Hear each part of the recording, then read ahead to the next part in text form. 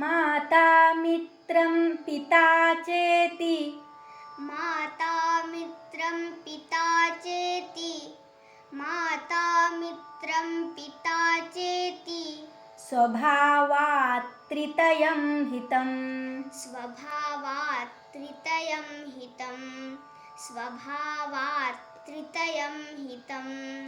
कार्यकारणतश्चान्ये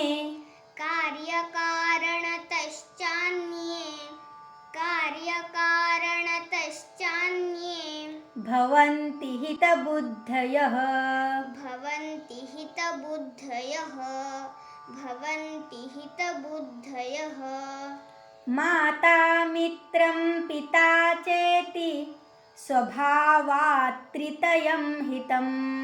माता मित्रं पिता चेति स्वभावात् त्रितयं हितं माता मित्रं पिता चेति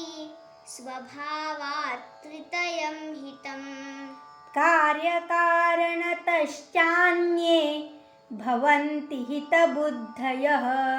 कार्यकारणतश्चान्ये भवन्ति हितबुद्धयः कार्यकारणतश्चान्ये भवन्ति हितबुद्धयः माता मित्रं पिता चेति स्वभावात् त्रितयं हितं कार्यकारणतश्चान्ये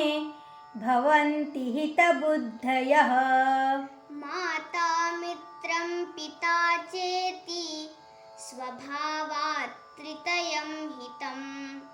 कार्यकारणतश्चान्ये